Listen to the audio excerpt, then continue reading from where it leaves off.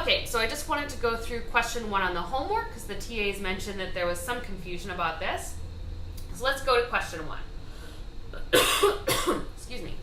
A study was conducted to evaluate the associations between benzene exposure and leukemia.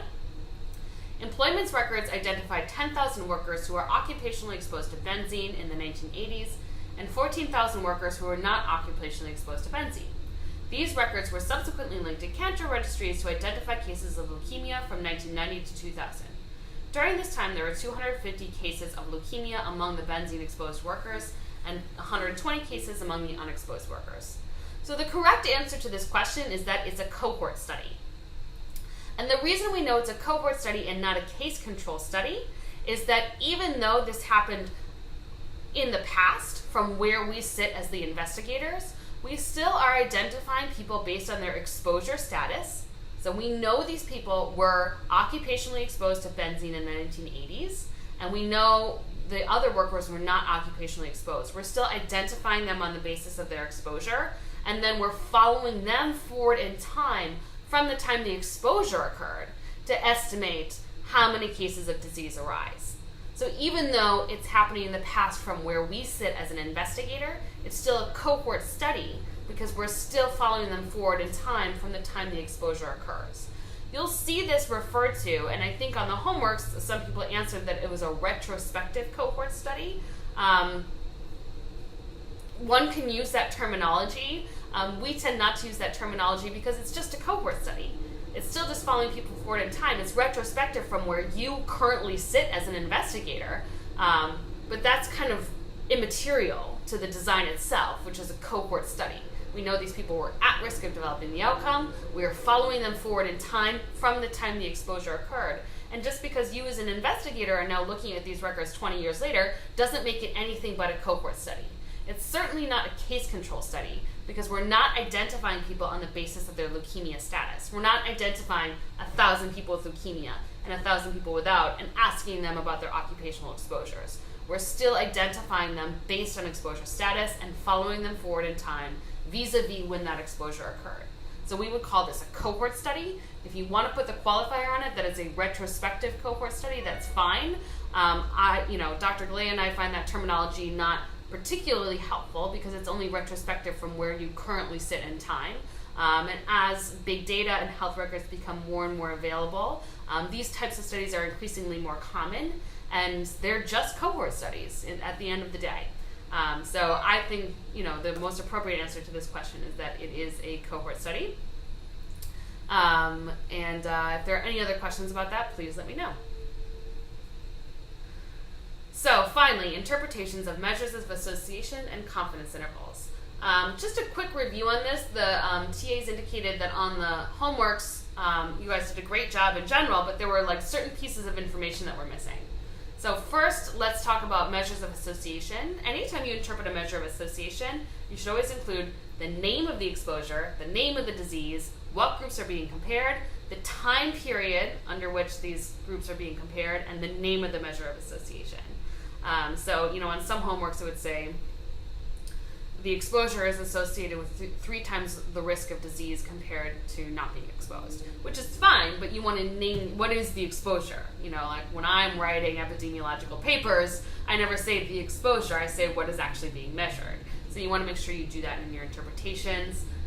Ambiguous comparison groups, I find that a problem in the peer-reviewed journal articles that I review, that it's not clear what groups are exactly being compared. So you always want to make sure you include that in your interpretation. Time periods are, of course, critical, and the measure of association. So let's go through some examples. So if I were estimating the association between smoking and bladder cancer, I could say the risk of bladder cancer over 10 years among those who smoke was 3 times higher than those who do not smoke. So it's very clear what the exposure is, smoking, what the outcome is, bladder cancer, the time period, 10 years, the measure of association is the risk ratio, and so everything you need to know is contained in that interpretation. So another example would be the odds of depression among those who experienced job loss in the last 5 years were 2 times the odds of depression among those who did not experience job loss. So the comparison groups are right there. You know the exposure, you know the outcome, you know the time period, and you know what measure of association we're discussing. So try to use these as a model as you move forward and interpret measures of association. So finally, confidence intervals. Confidence intervals historically are difficult to interpret, so let's kind of go through that. So let's, use this example of smoking and bladder cancer and say that the confidence interval was between 2 and 4. So your risk ratio is 3 with a confidence interval from between 2 and 4. So what does that mean? This means that if we repeatedly sampled the same population using the same sampling procedure, we would expect the point estimates from those resulting, thousands of samples, to fall within the bounds between 2 and 4 90% of the time. So over 1,000 different samples of the same population, 90% of the time you would get a risk ratio between 2 and 4. So we can say that the confidence interval reflects the statistical precision with which we identified the point estimate. So if you have really wide confidence intervals, usually what that means is you took a pretty small sample of the population. So if you were to take repeated samples, your risk ratio would be all over the place. The confidence intervals are going to get tighter as the sample size increases because you're capturing more of the population. So if you were to take repeated samples of it, you wouldn't get estimates that are that different from the estimate that you got. So things like sample size really affect the confidence interval. So the interpretation is really just that this is the statistical precision with which we're estimating the measure of association. And the thing to remember is that if you have a 95% confidence interval that surrounds 1 for a ratio measure or 0 for a difference measure, it really indicates that we can't with precision determine that there is a statistical association between the exposure and the outcome. If the confidence interval includes 1, then if you took repeated samples of the same population, 95% of those times, some of those risk ratios would be, at 1 or below 1 or above 1, so you really don't know whether there is a statistical association or not.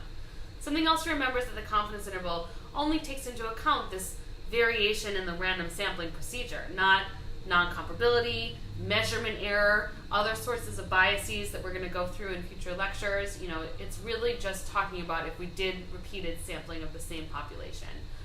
So it's the statistical precision with which we identify the point estimate. And if there are any other questions about confidence intervals, please don't hesitate to contact us. And that concludes my review of some of the ongoing issues that have been brought up. But again, if there are other things that you want us to go through in more detail, we can make more short videos and cover other concepts in greater depth. So just email the TAs or email Dr. Galea or me directly, and we would be happy to do more. All right, thank you, and good luck with the midterm as you're preparing this week. We think it's a great midterm, really fun, and we're looking forward to seeing your answers. Thank you so much.